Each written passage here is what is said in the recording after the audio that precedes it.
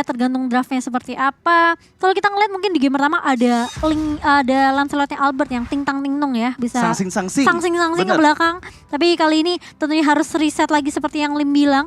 Tergantung draft apa yang akan dibawakan dan langsung ada respect terhadap Franco-nya Finn ini emang gak boleh dilepas sih. Ini yang tadi sempat kita mention di mana Franco-nya Finn tuh memberikan efek yang apa ya? Itu kayak buff tersendiri, mimpi buruk buat tim Todak melihat ada Franco, baik itu dia terlihat di arah lane maupun dia sedang ngumpet-ngumpet di semak-semak. Itu membuat ketakutan tersendiri untuk tim Todak Malaysia melakukan rotasi. Tapi kalau kita lihat di sini, Valentina lagi dan lagi belum bisa atau belum mau dilepaskan dari kedua belah tim. Oke, ini respect bandnya udah mulai banyak nih. Iya, dan kali ini Valentin yang di ban sama RRQ ya, walaupun RRQ dapatin second pick. Mungkin ini Valentin ini adalah hero yang memang nggak mau ketemu aja dari RRQ gitu kan. Jadi dia first pick atau dia second pick, ya udah ban aja. Tetap di ban ya. Gak ada masalah. Yang menarik ini Lancelot yang masuk ke dalam respect ban dari teman-teman Todak. Ini membuat pool hero dari assassinnya Albert ini berkurang, semakin menipis. Sebenarnya memang masih banyak sih, memang masih ada Hayabusa. Kalau misalkan mau Julian juga Albert bisa pakai Julian gitu kan. Tapi ya dengan Lancelot di ban otomatis satu hero nyaman lah, paling enggak udah dibuang lagi nih sama Todak. Iya, mereka ini takut cukup unik ya. juga soalnya kenapa? Karena Lancelot sebenarnya bukan hero meta zaman sekarang kan biasanya ya. Tapi Todak benar-benar nggak mau ngelepasin seorang Lancelot. Tergantung itu ke tangan supirnya ya. Albert, tergantung supirnya. Kalau supirnya Albert sih kayaknya semua hero assassin juga oke-oke aja sih. Kalau supirnya aku mungkin beda cerita ya. Kalau supirnya aku nggak bisa apa-apa, aku mekanik tua soalnya. Aku bisanya cuma di XP doang. Aduh, tapi ternyata Xavier yang kebuka nggak diambil, Lim. Wow, Esmeralda. Deny pick untuk R7 jelas. Ini mungkin bukan aku doang yang ngerasa Esmeralda R7 ini memang istimewa ya. Katakan istimewa. Yeah. Walaupun tadi sebenarnya aku suka banget sama Formis karena pergerakannya bisa ketahan. Karena tadi tambusnya Formis memang bener screening banget gitu kan. Ngikutin banget ya. Iya, dan kali ini diambil Esmeraldanya. Bahkan first pick. Tidak peduli Julian, tidak peduli Xavier, Yves, dan wah gila ini banyak banget hero yang terlepas gitu kan. Esmeralda menjadi first pick. Ini sangat menarik dari Todak sih. Dan bahkan Dairot pun yang mungkin aku bisa bilang nge-counter Esmeralda juga masih bisa diamankan sama Arki Hoshi. Bisa banget. Masih ada Tamus. Si Dairot dan langsung dijawab ya. First pick juga. atau priority pick dari Todak Malaysia dijawab langsung oleh Arki Hoshi, di mana Dairot pasti akan dipegang oleh R7. Sementara itu Clay dengan Xaviernya, ini kemarin kalau kita flashback pas match antara RRQ Hoshi melawan EVOS SG, ini Xaviernya benar-benar susah banget di pick off, Lim. Iya. Cuma satu kali dari 2 game dan dia dapetin assist tuh sekitar belasan terus setiap matchnya. Benar.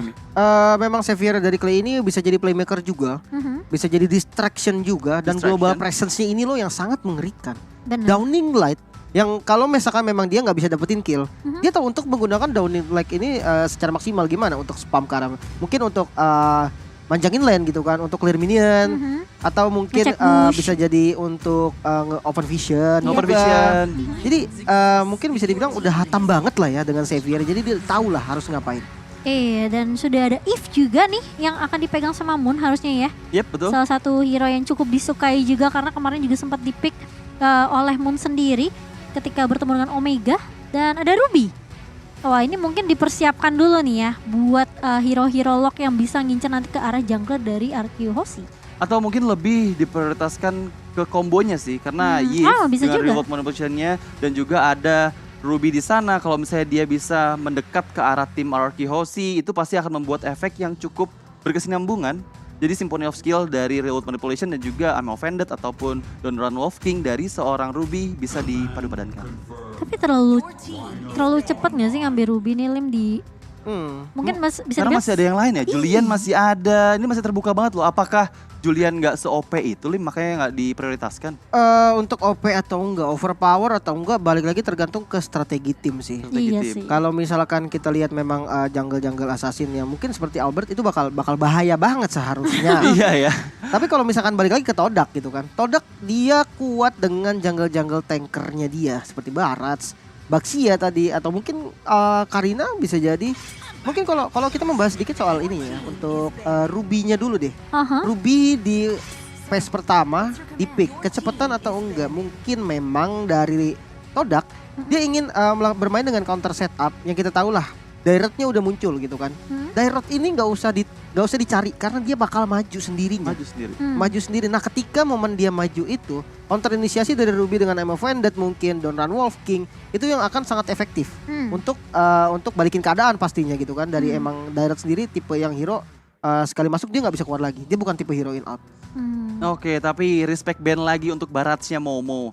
Nggak dilepas ya dari game yang pertama di ban, game yang kedua pun Barats diamankan. Juga Fanny untuk seorang Albert. Dimana Albert kalau Fanny-nya kelepas juga ini akan menjadi sesuatu yang meresahkan untuk Todak Malaysia. Melihat di sana mungkin ada Ruby yang bisa meng-cancel pergerakannya. Tapi ini cukup unik juga Hylos. Bentar nih. Hylos ya. Mereka ambil Hylos berarti ada kemungkinan Natalia gak sih? Atau mungkin kita bakal ngelihat salah satu hero yang mungkin Hellcard juga bisa kan? Bisa banget sih untuk jungle assassin yang ngumpet-ngumpet tabrak di awal gitu kan, ya. yang susah lawan hero-hero keras kayak Hylos sama Barats, bisa banget muncul memang. Dan ya kalau misalkan roamer, masih ada roamer lagi sih yang banyak gitu kan. Hellcard kena ban, jelas ya karena memang bahaya banget, nggak ada depannya nanti dia kan. Esmeralda sibuk di lane, Banyak Ruby nanti. sekali nge-skill kena silent. Ya bahaya banget memang, ini ban yang cukup bagus juga sih untuk Todak sendiri. Oke, ini cukup menarik. Apakah dengan ngeban ke arah Hylos emang Arkihosi tadinya pengen main Hellcard terus tiba-tiba Todak kemakan baitnya terus ya udah kita ban aja nih Hellcard-nya. Biar aman juga tapi pick keempat dari Arkihosi adalah Beatrix yang ini dia gue tunggu-tunggu banget, Beatrixnya Skylar nih. Bisa nggak seorang Skylar dengan Beatrix yang dia pakai, pawangnya Beatrix bisa dibilang, itu menunjukkan performa terbaiknya di game kita yang kedua ini, Lim? Ya match up-nya belum kelihatan sih sebenarnya.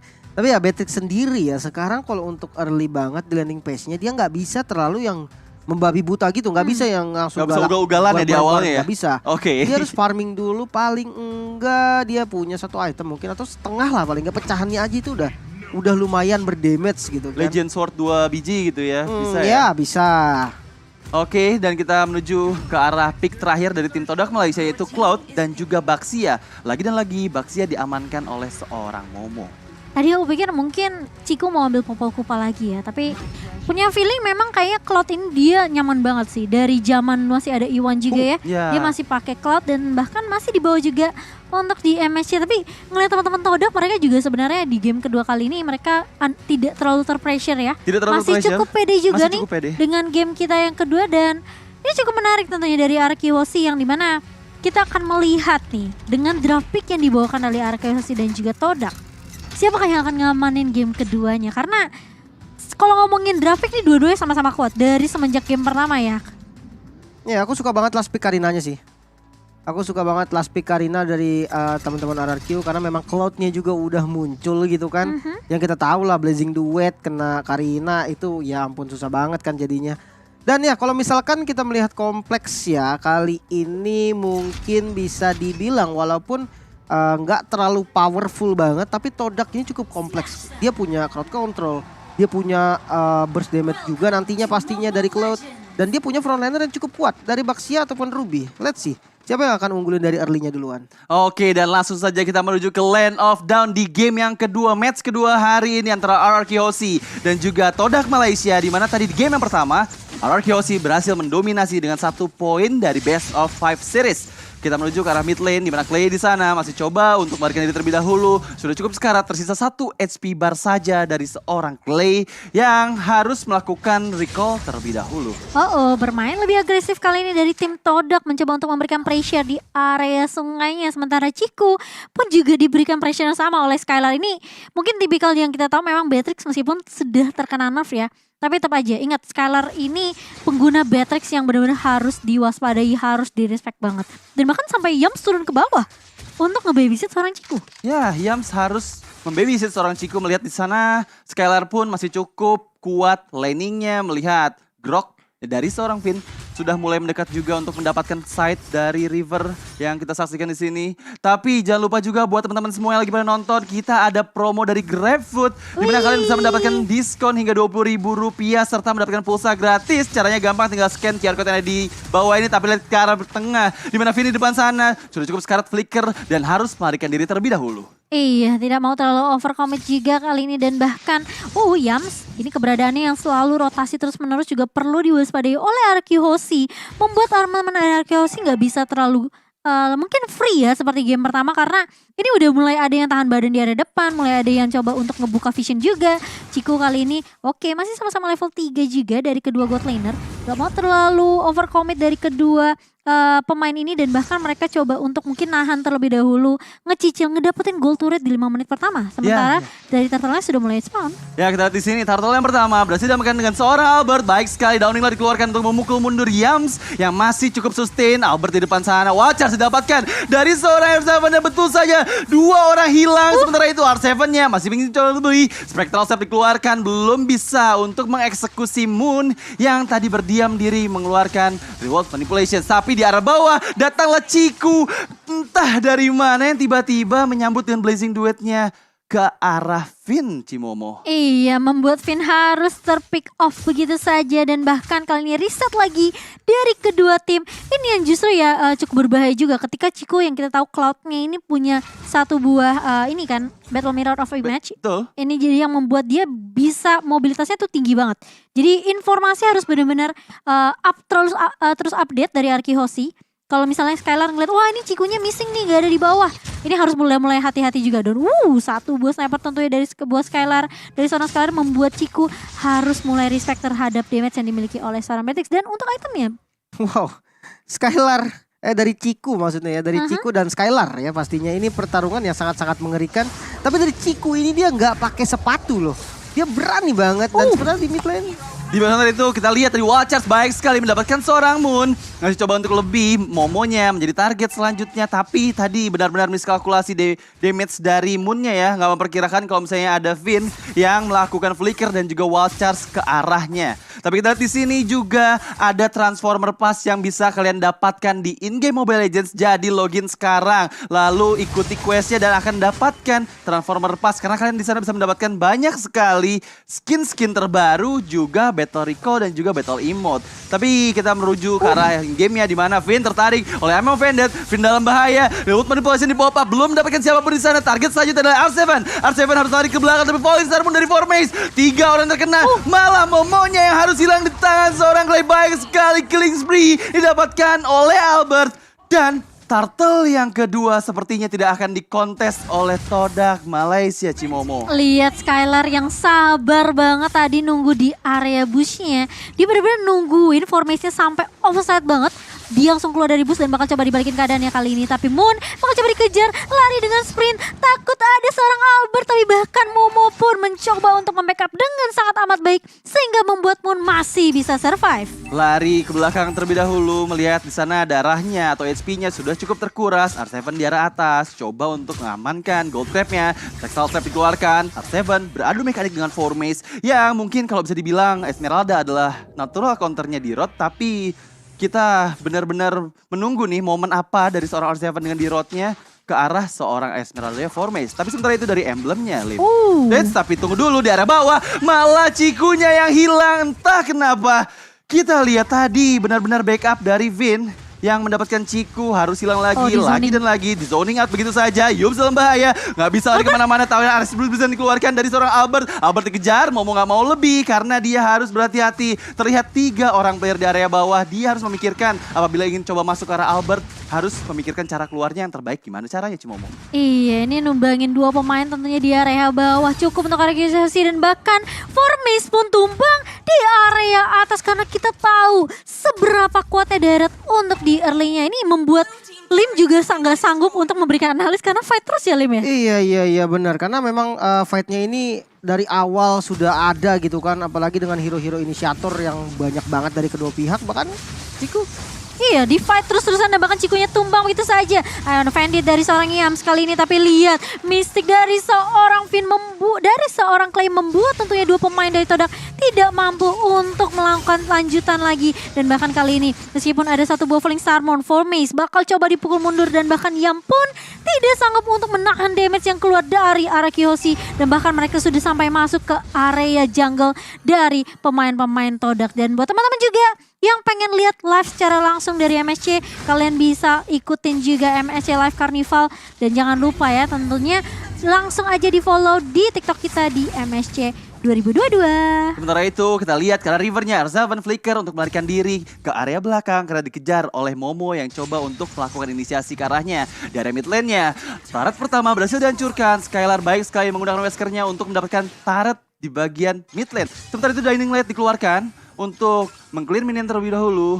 Melihat di sana sudah ada 3 orang player yang bahkan menuju ke arah bottom lane. Target menjadi outer turret di arah bottom lane ini adalah target selanjutnya dari tim RRQ Hoshi. Karena mereka cukup unggul, 5.000 bahkan 6.000 net worth diunggulinya di menit ke-7 ini. Sedangkan dari tim Todak masih cukup kesulitan untuk mempertahankan setiap lini wave-nya. Iya, tapi kali ini Ciku mencoba untuk menahan di area atas dan bahkan sudah ada Falling Starmon keluar dari seorang formasi R7 bakal coba dikejar begitu saja. Menelan damage yang terlalu banyak dan bahkan 4 pemain formasi 4-1 dibawakan Todak dan bahkan menumbangkan R7 di area atas. Tapi itu akan menjadi pertukaran yang mahal karena lihat RRQ Hoshi mereka dapetin 1 turret lagi di area bawah, Lim. Iya, 1 inhibitor turret yang menjadi bayaran pastinya. Tapi aku suka banget sih dari komitnya tim Todak ini ya. Mereka tahu ada informasi yang diberikan bahwa R7 tidak memiliki spell. Flickernya masih delay. Dan oke, mereka komit bahkan 4 pemain untuk dapetin killnya. Jadi untuk ya masalah disiplin nih, mereka disiplin banget. Walaupun memang dari RRQ juga dia pinter untuk mengambil kesempatan gitu kan. Ini momennya nih, R7 bakal diincar. Oke, kita mirroring, kita dapetin inner turret. Dan ya ini hasilnya inner turret yang di bagian bottom lane. Udah berhasil diamankan sebagai trading kill R7 tadi. Iya, ini pelan-pelan tapi pasti ya sebenarnya ya Radit ya. Dan cukup kesulitan juga di menit ke-8 ini, di mana Todak hanya mengumpulkan 3 poin kill saja berbanding terbalik dengan RRQ 9 poin pin. Kita lihat dulu ke arah midnya di mana Vin di sana menjadi target dari tim Todak Malaysia. Tapi Downing Light dikeluarkan menurut Ciku. Baik sekali combo yang dikeluarkan dari Downing Light dan juga Renas Apati dari seorang Skylar mendapatkan Ciku yang memiliki tersisa sedikit saja HP di area mid lane-nya. Tapi kita melihat di Lord yang pertama ini sudah mulai spawn di Lane of Dawn. Akankah Formace mengganggu di sana? Coba untuk ke arah depan terlebih dahulu. Harus berhati-hati karena Momonya yang dalam bahaya. Sedikit saja SP masih bisa melarikan diri dengan terus poisons-nya. Twisted Field dikeluarkan untuk memukul mundur semua player dari Yamspoon. Nggak bisa maju ke arah depan. Tapi kita lihat Lord yang pertama berhasil diamankan oleh RRQ Hoshi dengan sangat cepat. Mereka mendapatkan Lordnya cukup gratis dan karena tidak ada perlawanan dari Todak Malaysia menuju ke arah Lordnya. Iya, dan bahkan formasi yang tadi udah ngumpet aja tuh nungguin di bush. Ketahuan juga sama posisi dari seorang Vin.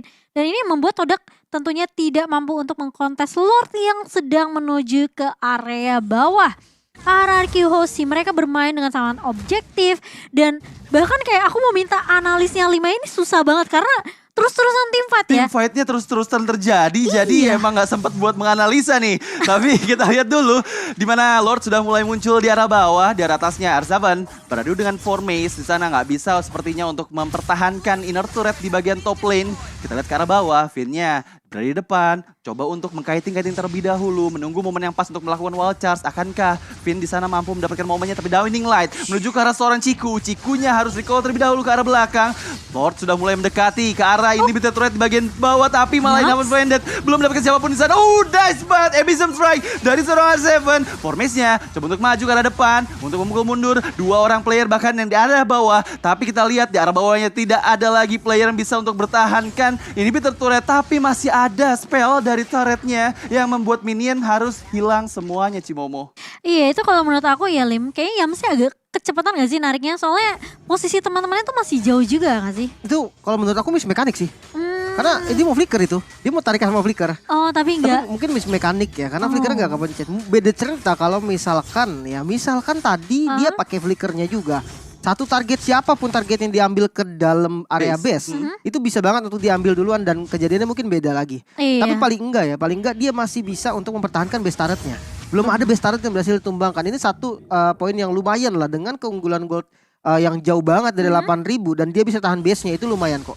Lumayan lah ya, dari Todak sendiri setidaknya nggak gundul satu inhibitor turretnya. Dan buat teman-teman juga yang lagi nonton MSC nih, ingat di dalam in-game juga lagi ada event. Jadi buat teman-teman jangan sampai ketinggalan, kalian bisa ikutin event MSC-nya karena ada skin Parsha yang selama ini kalau kalian lihat di iklan tuh keren banget kan, kalian bisa langsung punya sekarang. Gue sih udah langsung beli sih waktu ada MSC Pass. Tapi sementara itu purple buff-nya di kontes belum bisa diamankan dari seorang Albert, masih didapatkan oleh Momo di depan sana. Kita akan segera menyaksikan 30 detik lagi menuju Lord yang kedua. Meskipun kita sudah tahu di mana Lord yang kedua ini sudah enhance karena pada saat waktu Lord muncul ini sudah menit di atas menit 12. Betul, dan buat teman-teman juga nih yang suka banget sama Transformer, wah sekarang MLBB udah collab sama Transformer juga. Jadi kalian kalau 10 kali spin pertama itu udah pasti dapat satu ya skin Transformer. Grimlock, Roger Grimlock, betul. Iya. Tapi lihat di depan sana, Yums dalam bahaya, Downing Light yang sangat baik mendapatkan Yums. Moon menjadi target selanjutnya karena terkena spreadan dari Downing Light oleh seorang Clay. Moonnya melarikan diri dulu ke arah belakang, Ciku mencoba untuk Blazing Duet. Skylar menjadi target utamanya, masih coba untuk bertahan. Lihat di depan sana, Momonya mencoba mencari celah, mencari vision ke arah depan karena melihat Lord yang kedua sudah mulai muncul dan sepertinya ini akan cukup sulit untuk Todak bertahan karena mereka belum siap setup ke arah Lord Cimomo. Dan plus minus sih sebenarnya ketika Chico tadi Blazing Duet ya, dia cara nggak langsung sebenarnya membuat pemain-pemain Arceus ini agak low. Tapi dia juga ngebuang satu resource skill yang cukup mahal menurut aku. Iya, dia pakai sprintnya tadi ketika dia masuk dengan Blazing Duet. Dan dia itu berhasil nge-trigger flicker dari yang dari Skylar ya. Dia berhasil nge-trigger flicker dari Skylar. Ya memang kalau kita lihat juga tidak adanya Wind of Nether. Ini yang bikin tadi berani banget maju ke depan. Benar, tapi kita hati-hati Albert jangan sampai terculik kali ini. Momo dan juga Yams mencoba untuk menahan pergerakan Albert kali ini yang mencoba untuk menyolong ke area Orange Buffetat. Tapi ditas-tas sama seorang Albert. Tembakan dengan Lord yang mencoba untuk masuk kali ini di area midnya. Finn beranjak di garda depan untuk Arceus dan bahkan sudah ada Downing Light yang sudah dilontarkan oleh seorang Clay hanya untuk mencicil aja mempoking ke arah seorang Momo. Tapi kali lihat R7 hasil jam strike-nya sakit banget ke arah seorang Yams dan juga ke arah seorang Momo sehingga membuat Momo harus mundur ke area base-nya. Dan ini dia Lord sudah mulai mendekati ke arah base di mana top dan juga bottom menjadi agresi dari minion yang kita lihat. Tapi sementara itu Finn di depan sana mencoba untuk mencari momen, akankah Finn flicker dan juga wild charge. Kita masih menunggu Downing Light. Kita kena dua orang, Moon dan Yums di sana masih bisa sustain untuk melakukan regenerasi HP terlebih dahulu. Tapi dari atasnya inhibitor turret lagi dan lagi diambil oleh tim Arceus. Sementara itu Luwut masih di pop up untuk memukul mundur player-player dari Arceus. Sepertinya belum ada agresi lebih lanjut. Momo di sana sakit banget. 2 hit dari Renner serang Skylar yang on point menunjukkan serang Momo disambut dengan Downing Light. Watch dikeluarkan. Harus hilang 2 orang dari tim Todak Malaysia. Akankah ini menjadi akhir karena wave minion sudah mulai masuk. Formation di sana untuk meng-clear minion terlebih dahulu. Belum bisakah karena dari atas dan bawah Formation